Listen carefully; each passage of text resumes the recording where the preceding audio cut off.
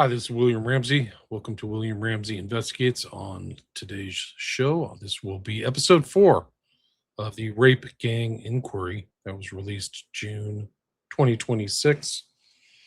Some of the more grueling passages were completed in episodes 2 and 3. So this will be more whistleblower testimony. I'm on page 101 of the document. I've already done 3 episodes for 100. So I'm assuming that it'll be another 3 or 4 episodes to complete this task. What we've seen so far is just a snapshot. It's really just a glimmer of all of the trafficking that was going on. There's 250,000 children. It's really the rape of the nation. And these are also people involved in other criminal activities. And what we learned about also is like red rooms and just some of the most brutal stuff. If these testimonies are true, the people who are willing to testify, and they don't know how many suicides there are and how much death, and there's a lot of questions that need answering. There's just absolutely no question about it. This is really a historical event, and it's happening. It's happening all over the Western world. Like, the people who are there to steal and rape, and the fact that there's been really no real pushback or fears of racism is a common theme in this document. It's a joke. It's really a culture and civilization. Like, what civilization do you want? Because you could probably get people who aren't repeat racist. I mean, rapists, like somebody from Japan. I've talked about this a million times in other shows, but other civilizations don't do that. They actually function better than America or some of these other countries like China. It's way ahead of some of these other cities that have become total third or fourth world, porta potties or something. They're just a joke. I've seen it in my lifetime. San Francisco was formerly a very functioning, relatively functioning and supremely beautiful city. A place you could sit outside, in a thriving downtown, which is all gone. Due to policy and leadership, it's a complete joke.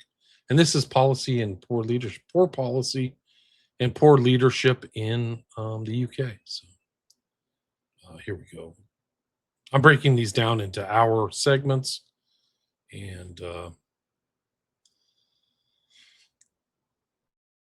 like I said, this is 101. Whistleblower testimony. Whistleblowers who tried to expose the rape gangs, they're really white trafficking gangs. They're slave gangs. They're white slavery gangs. That's what they are. They are rape gangs, though. Whistleblowers who tried to expose the rape gangs were systematically silenced, discredited, and punished. On occasion, their careers and reputations were also tarnished. Social care professionals, campaigners, and public activists who raised evidence of still ongoing grooming, trafficking, financial abuse of children in care, and institutional cover-ups faced suspension, defamation proceedings, dawn raids, asset freezes, fabricated charges, gagging bail conditions, and career-ending isolation. Wow. It's like the full suite of character and career destruction.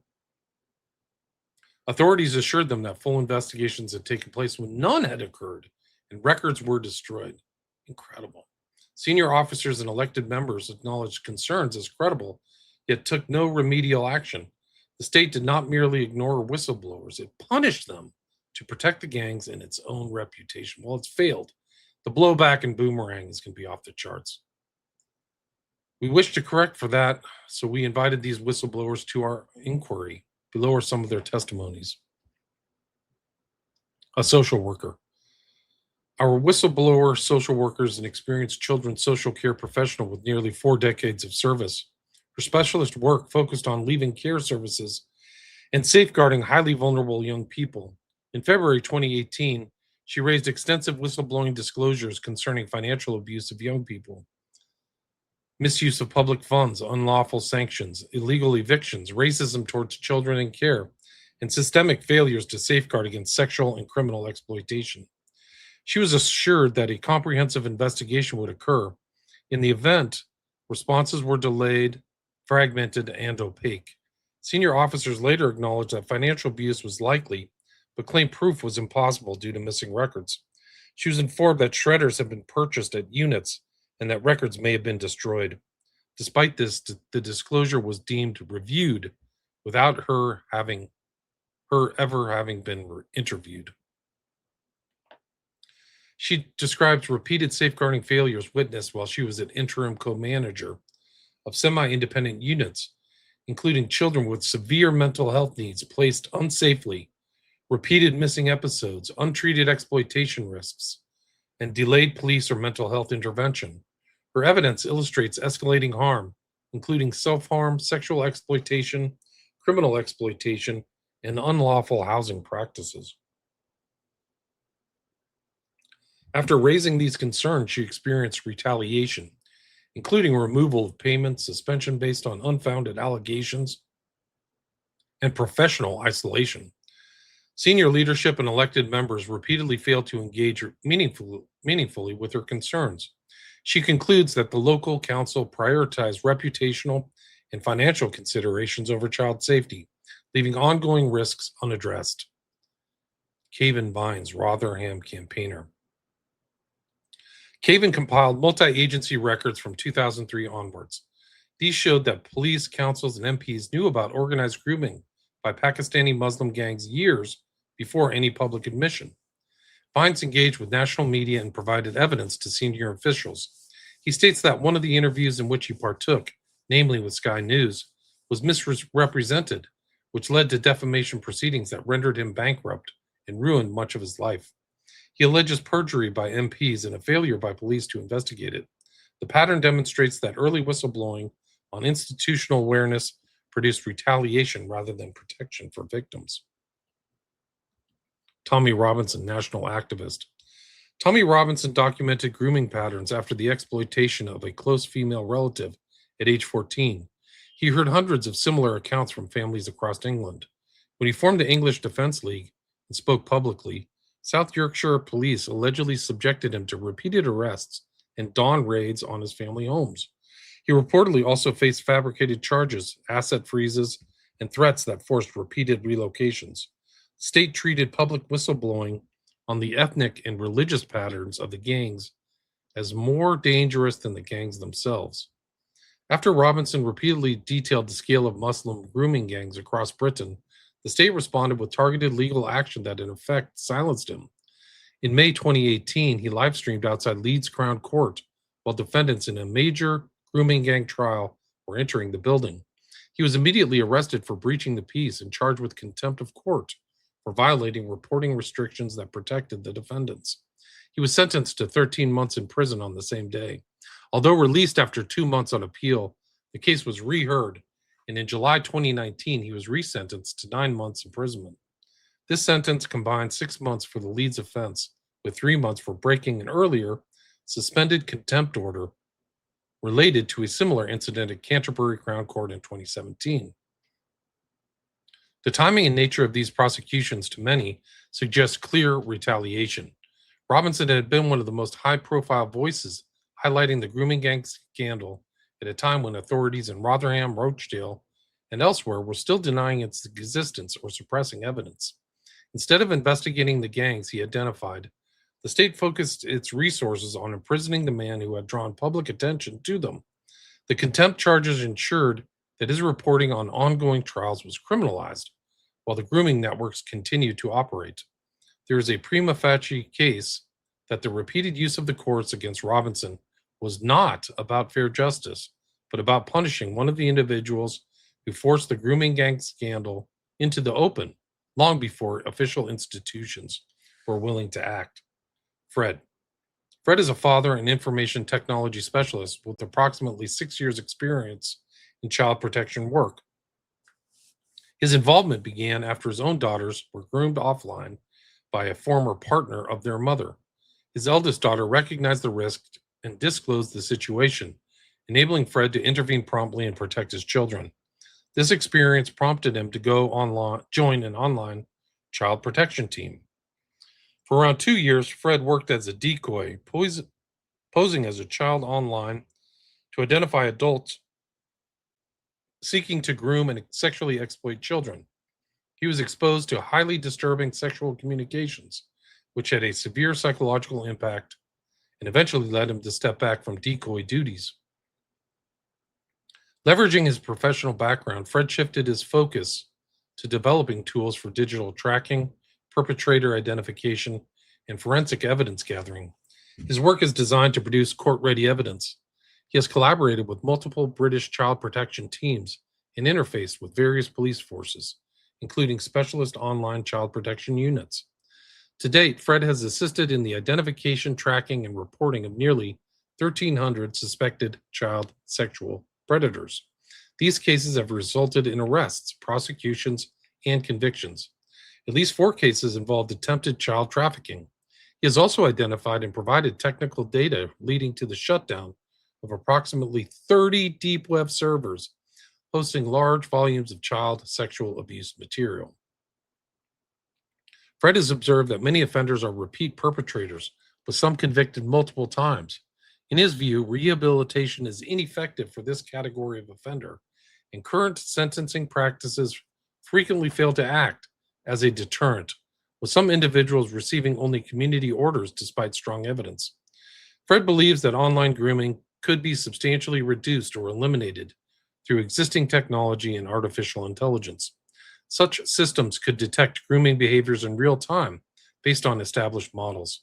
A recurring pattern in the cases Fred has supported is that the vast majority of suspects initiate contact with decoys, suggesting they are actively targeting multiple children. He highlighted one specific case on one platform involving an individual who presented publicly as a Quran and Arabic tutor linked to a mosque and teaching center at 2 universities. Extensive digital evidence, including chat logs, IP data, and location information, was submitted to the police. Despite this, the individual appeared to leave Britain shortly after, later resurfacing in the country and abroad while the investigation remained open. Fred expressed concern about the lack of apparent action in this case despite strong evidence, and noted subsequent cyber attacks on his systems originating from the Middle East. Fred has faced direct personal threats, including a life threat from a serious repeat offender with prior convictions for abduction, torture, and rape. Fred provided this testimony to highlight the scale of online grooming, technological opportunities for prevention, and systemic gaps that allow perpetrators to continue offending. Demographics and culture. Perpetrators from Pakistani Muslim or other Muslim backgrounds formed the core of the rape gangs nationwide. They operated under an honor and shame clan code that treated non Muslim girls, especially white working class girls, as property available for sexual use because these girls had no male protectors who could retaliate. The men began by showering the girls with attention, gifts, alcohol, and drugs. This then escalated to coercion, gang rape, and trafficking. They transported victims across towns, shared them with friends and family, and sometimes forced conversions to Islam, followed by religious marriages. The Muslim men justified the abuse by describing white British girls as easy, trash, or morally inferior. The same networks targeted Sikh girls until Sikh communities mobilized collective male protection and forced the gangs to withdraw. British girls were not permitted such a defense. This religiously framed exploitation was repeated in every major town and city and beyond. Britain has seen a series of high-profile convictions for organized group-based child sexual exploitation, commonly referred to as grooming gangs. However, the number of convictions amount only to a small proportion of the men who carried out the crimes.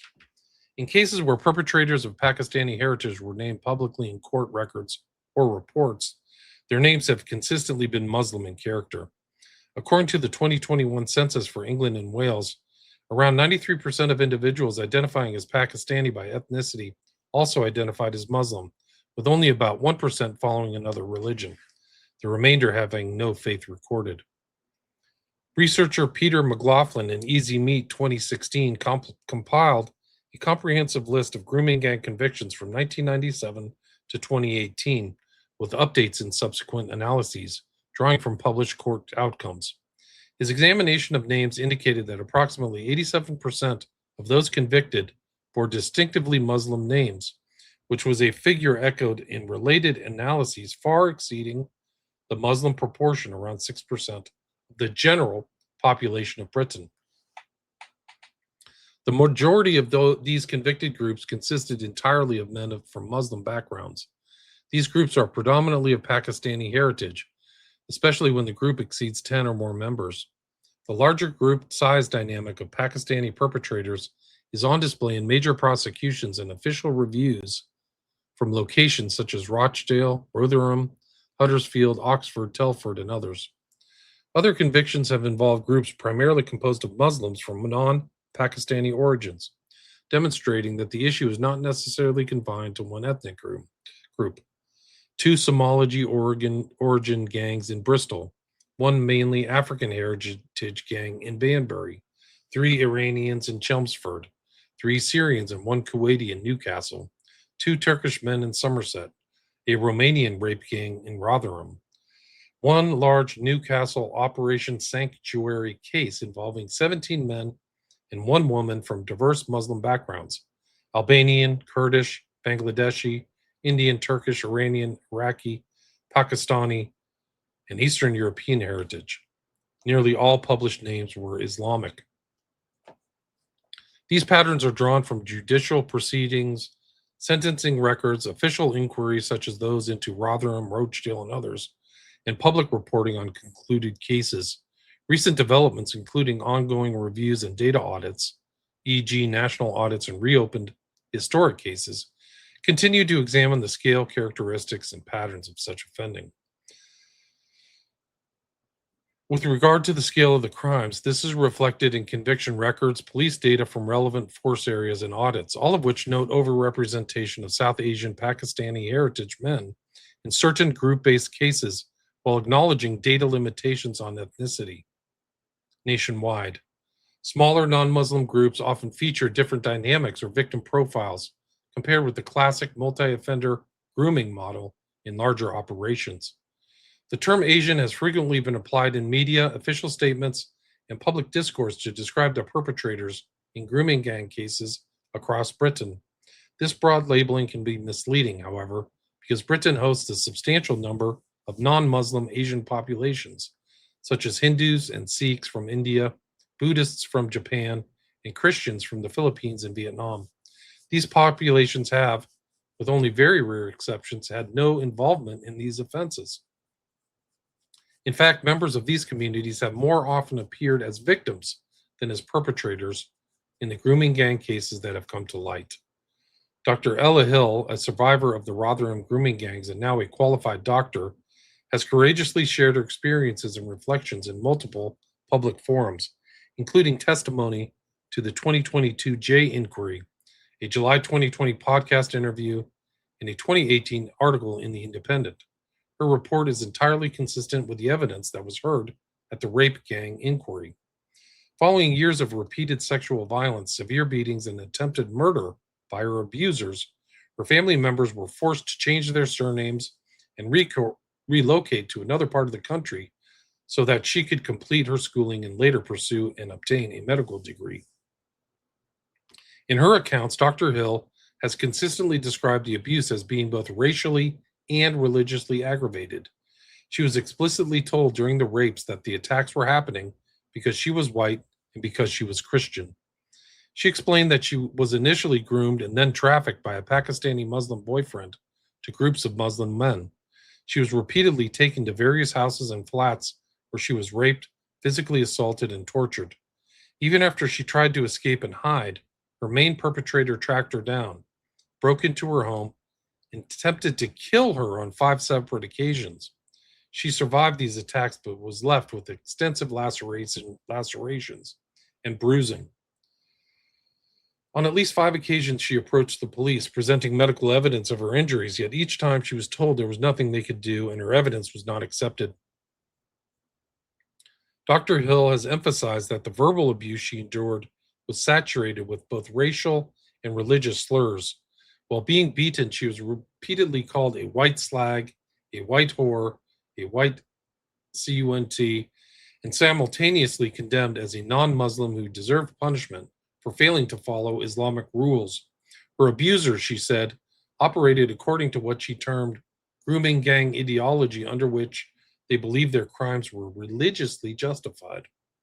In fuller detail, in her submission incorporated into Associate Professor Lisa Oakley's evidence to the 2022 J inquiry, Dr. Hill stated, quote, I was told that I must respect their religion. This was the first of many confusing lies that I was forced to believe. I was told that to show them Muslims respect, I mustn't eat pork. I was told that Muslim girls are good and pure and stay virgins until marriage, but all white girls are slags, and they all sleep with hundreds of people. I was told white girls are trash. They are all whores. They are lower than shit under your shoe. They don't obey Allah, so they deserve to be punished. They don't dress modestly. Muslim women are pure because they cover down to their ankles, down to their wrists, and the hem of their top comes down below their knees. White girls show the curves of their bodies, so they are asking for it. They should be raped as punishment for not obeying Allah. Kafir, non-Muslim girls are worthless. Sex with a kafir girl doesn't count as adultery. Only sex with a Muslim woman counts as adultery. If you're not a virgin before marriage, you should be beaten. Many times I was told that the Quran says, if one of your wives disobeys you, beat her. This was often quoted to me before they beat me with their hands. They believed they had a position of religious moral superiority over non-believers. They believed it was their duty to punish us, and they believed that doing so made them good Muslims. This is what they were taught by their mothers. They were taught that witches in Pakistan are blonde, so blondes are more evil, and they deserve worse punishment.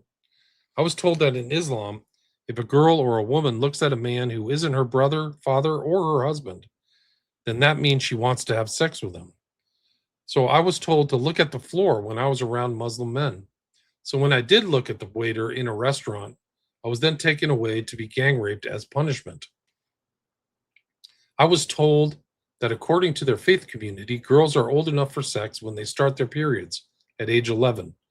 Many of us had to endure the sexual act of thighing, Arabic mukfadhada, which I'm now told is a religiously sanctioned way of molesting children according to some Islamic scriptures. You have to lie down on your back with your legs straight together, and they straddle you and F between your thighs. I was beaten, strangled, suffocated, and my head held under water, tortured, kicked, and raped over 100 times. I was told that if you don't scream when you're raped, then you're consenting to the rape. So you should be stoned to death. I was told that Muslim girls know this because the Quran says that Aisha's silence was her consent to the marriage to Muhammad. So Muslim girls know to scream, but white girls don't. So that's their fault then, because they're not Muslim. When I did wear a headscarf to try to protect myself from being raped, I was told to get it off and they raped me again. I know now that all these so-called ways to protect yourself from being raped are rape myths used to excuse perpetrators' criminal behavior. They threatened to kill my parents if my parents tried to stop me seeing them. I was intimidated with guns and threatened with body parts being cut off with knives. When I tried to escape, I was told that I had offended their honor, so that they had to spill my blood. They did this in an honor attack. All of the sexual abuse that I experienced was linked to spiritual abuse or religious abuse. The religious scriptures were used as tools of control to force me to conform to their will. I was not allowed to question these religious beliefs. They used their religious moral authority and self-proclaimed elitism to control me through use of scripture, forced confessions, censorship of decision-making, requirement of secrecy and silence, isolation, excessive shaming, and punishment around sexuality, and requiring unquestioning obedience. This is like the bite model. This is like cult behavior. I experienced this as a deeply personal, terrifying physical, emotional, and spiritual attack. Every time they quoted scripture, it was very hard to argue with. To them, it was like I was arguing with God. To me, it was actually like I was arguing with the devil. They used their so-called religious moral authority to do the most horrific, immoral acts imaginable. The entirely typical experiences of survivors known as Sarah and Anna, both of whom were helped by the Christian Legal Center, provide further illustration of the religious elements reported in some grooming gang cases. Sarah endured a 12-year ordeal after being kidnapped from the street at the age of 15. During this period, she was repeatedly drugged with Valium, beaten, and raped. At one point, her abuser presented her with a certificate from the mosque and declared that they were married according to Islamic rites. Later, he divorced her under Sharia procedure simply by stating, "I divorced you 3 times." She was then immediately married in a ceremony conducted by an imam to a man she did not know. Within minutes of the ceremony ending, while the wedding party continued downstairs, she was raped by her new husband. Over the years, Sarah was subjected to 8 forced abortions, one of them 5 months into pregnancy. When she accompanied her abuser to medical appointments, he required her to wear a hijab and walk 5 feet behind him. She was compelled to learn the Quran in Arabic and permitted to speak only Urdu and Punjabi. She was also made to cook and clean for the gang members who abused her. Sarah made several unsuccessful attempts to escape. On one occasion, after she reported her kidnapping to the police, she was interviewed by a Muslim officer who switched off the tape recorder and instructed her to drop her allegations because of lack of evidence. She later learned that this officer was imprisoned for child sex offenses. In a separate case, Anna was living in a children's home in Bradford in 2002. From the age of 13, she was raped and abused while in the home, and at 15, she was forced into a Sharia marriage. Her social worker attended the marriage ceremony, permitted her husband's parents to foster her after she became pregnant. The parents received a fostering allowance from the state. Anna described her situation as one of domestic slavery, in which she was treated like a maid and repeatedly sexually abused by dozens of men. In Britain, reports from Metropolitan Police in London alone have indicated an average of 1,125 sexual assaults per year involving unlicensed taxi drivers. A significant proportion of the offenders in these cases have been identified as Muslim. A further form of sexual exploitation associated with certain Muslim communities across Britain is marriage trafficking. The Forced Marriage Unit, FMU, handled 801 cases in 2024 concerning girls and women resident in the country who were forced into marriage with men, providing direct support in 229 of those instances. Among the 280 cases where the focus country was recorded in 2023, the 6 countries accounting for the highest numbers were Pakistan, 45%, Bangladesh, 13%, Afghanistan 7%, India 3%, Somalia 3%, and Nigeria 2%. Of these 6, all except India and Nigeria have overwhelmingly Muslim populations. Earlier Home Office figures from 2009 showed that 90% of forced marriage victims in Britain were Muslim. In more recent years, however, the FMU has ceased collecting or publishing data on the religion of those involved, a shift that echoes patterns of avoidance seen during the grooming gang investigations. An FMU report stated, "Forced marriage is not a problem specific to one country, religion, or culture. The FMU does not record data on religion. No major faith in the UK advocates forced marriage. Freely given consent is a prerequisite of Christian, Hindu, Jewish, Muslim, and Sikh marriages." Although forced marriage occurs in various communities and is not unique to Muslims, statistics show a clear overrepresentation of Muslims among those involved in forced marriage cases. It is also inaccurate to claim that Islam mandates a woman's consent for marriage. Similar patterns of sexual offenses disproportionately involving Muslim men have been reported in other Western countries with significant Muslim immigrant populations. In the Netherlands, considerable media coverage is focused on so-called lover boys, who are predominantly Moroccan Muslim men. These individuals first seduce Dutch girls, often teenagers, then coerce them into prostitution in order to profit from their earnings. According to a 2001 report by the Amsterdam-based child rights organization, approximately 5,000 ordinary Dutch schoolgirls of age 13 or 14 from typical family backgrounds had been lured into prostitution by lover boys. The documentary film Lover Boys, directed by Julia Rook, Follows the work of Ibrahim, a Dutch Moroccan social worker, supporting both the perpetrators and their victims. In Sweden, a 2021 academic study examining Swedish rape offenders concluded that nearly half of the convicted individuals were born outside Sweden, with immigrants from the Middle East and North Africa being markedly overrepresented among them. In Australia, 9 Lebanese Muslim men were convicted in 2002 of gang raping white girls. Contemporary media reports at the time indicated that police were aware of over 60 female victims linked to the group, although the convictions related to the rapes of 7 girls. Police seized a mobile phone message from one of the perpetrators that read, "When you are feeling down, bash a Christian or Catholic and lift up." Statistics. Offender data from the 2017 Quilliam Foundation analysis, together with recent independent investigations, reveal a consistent disproportionate involvement of Muslim men, overwhelmingly of Pakistani heritage, in group-based CSE. The 250,000 figure is not a precise count. No such count exists because the British state has failed to record it. Total failure. We may regard it as a conservative estimate that accounts for the organized, repeated nature of the abused. Many girls raped hundreds of times by multiple perpetrators, and decades of institutional concealment.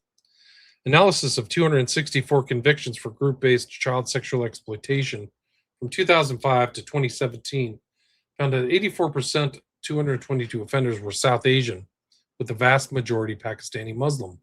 Only 7% were white and 8% black. Additional context from expert commentary includes statements by Dr. Taj Hargi, an imam at the Oxford Islamic Congregation, who observed that virtually every individual in these grooming gangs appears to be Muslim, estimating that 95% of those involved are of Muslim faith. As previously stated, Peter McLaughlin's research indicates that approximately 87% of rape gang convictions were of people with distinctively Muslim names. These figures stand in marked contrast to the much smaller proportion of Pakistani and or Muslim communities within the overall population of modern Britain. Muslims approximately 6.5% and Pakistanis around 2.1%, according to the most recent census data. It's a very small proportion. Multiple examinations, including police data from various forces, national audits, and independent reviews, have documented this overrepresentation in group-based offending of this nature, even as some earlier official narratives emphasize no single community profile or sought to downplay ethnic patterns. The number of reported rapes in the United Kingdom has risen substantially since 1997, when the era of large-scale mass immigration into the country commenced under Blair. Official police recorded crime data for England and Wales indicate that rape offenses stood at approximately 8,500 in the year 2000, a figure closely aligned with levels observed in the late 1990s prior to major changes in recording practices. By the year ending March 2025, police recorded that rape offenses had increased to over 70,000, according to figures published by the Office of National Statistics, reflecting a rise exceeding 800,000 even after accounting for population growth of around 15% during the intervening years. Those are just the ones reported. In stark contrast, Poland, which maintained relatively low levels of immigration throughout the same period, has experienced a decline in reported rapes. Polish National Police data showed 2,400 recorded rape offenses in 2000, falling to 1,100 by 2023, a reduction of more than 50%. With a stable population of approximately 38 million, this equates to a per capita rate of around 3 rapes per 100,000 residents in recent years, compared with over 100 per 100,000 in the United Kingdom. These comparative patterns drawn from official sources highlight divergent trends between the two nations. References include the ONS Bulletin on Sexual Offences in England and Wales for the year ending March 2025, the Home Office Historical Police recorded crime tables, and Eurostat police recorded offenses data alongside Polish national statistics compiled via Statista for the period covering 2000 to 2023. Per capita calculations further underscore the scale of the disparity when relative population sizes are considered. These figures indicated that the rape gangs are a specific ethno religious phenomenon, with Muslims, especially Pakistani Muslims, specifically overrepresented.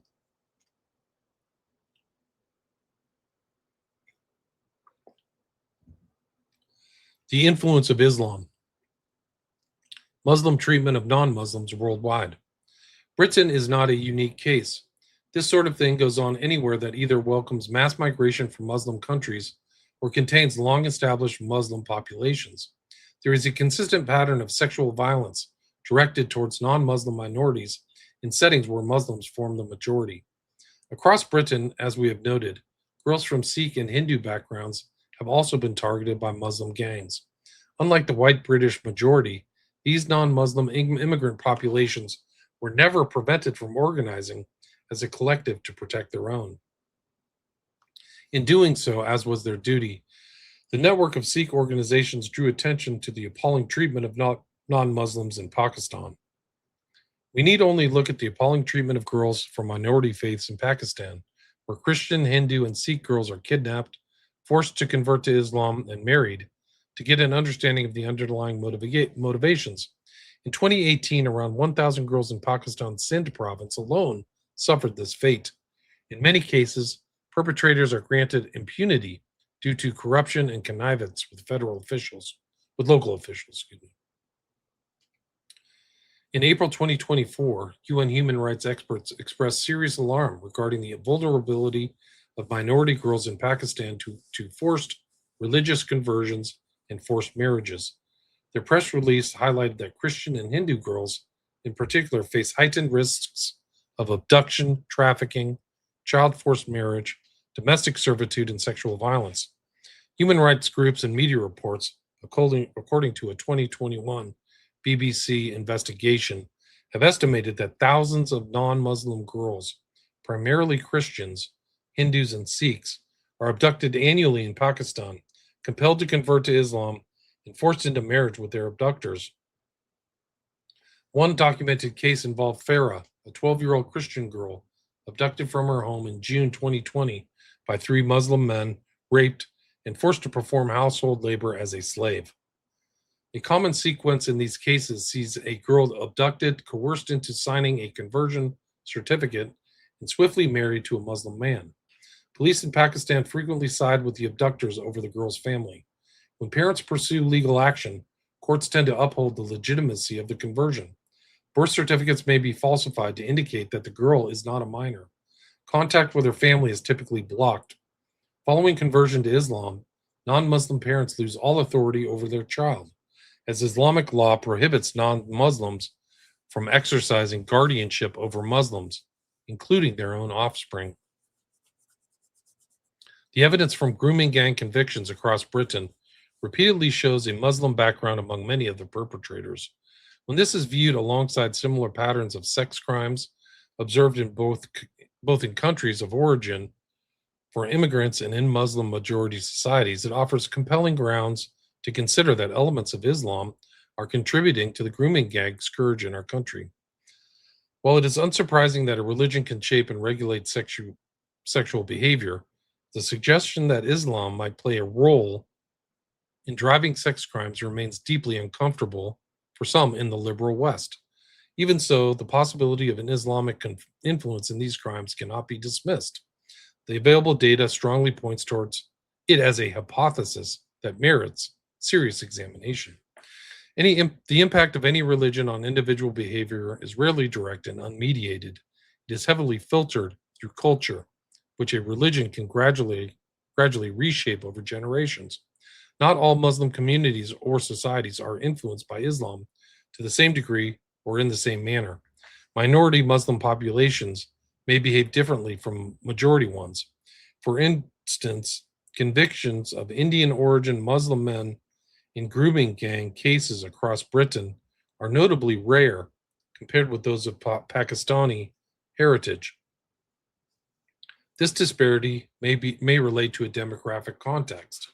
Muslims form only about 14% of India's population, with Hindus comprising about 80%, placing them in a minority position where social and legal constraints differ markedly from Pakistan, where Muslims dominate overwhelmingly and non-Muslims constitute a small, often marginalized minority. In such a setting, exploiting non-Muslim neighbors becomes easier. At least 8 theological aspects of Islam may contribute to cultural patterns that enable or normalize the sexual abuse of non-Muslim girls.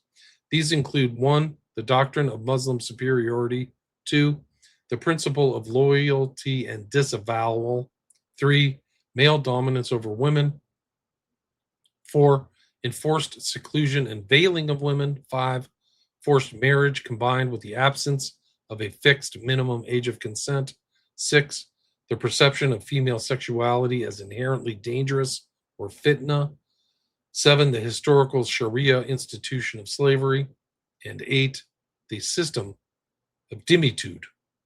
These are all rooted in classical Islamic theology, up to and including Islamic jurisprudence. But even in Sharia governed nations, adaptations are common, such as setting a minimum marriage age or restricting unilateral divorce by, by men in order to lessen the harsher effects on women. All right, I'm at 118 right now. I think I'll stop there because I'll go through that 8 point element that they just said, 8 theological aspects of Islam. I'll do that next week or the next episode. That'll be episode 4. So, yeah, it's really bad. And it hasn't been addressed. People are afraid to address it, but crimes are crimes. Like, these are just criminal. They're simple crimes. So I think that that's the way it should just be prosecuted with a non-tinged lens, really. Just crimes are crimes. It doesn't matter the color of your skin if you're doing it. Anyway, thanks for listening. There's 3 other earlier episodes you can check out. You can find these things ad-free on my Patreon. I post a lot of things on my Patreon that I don't post elsewhere. YouTube has a tendency of banning or taking some of these things down. So a more complete record is probably on Patreon or on my podcast. And I have 5 books and 5 documentaries on Patreon. So you can go to Patreon and pay $5 a month and watch all my documentaries if you like. They're older, they're more informational documentaries.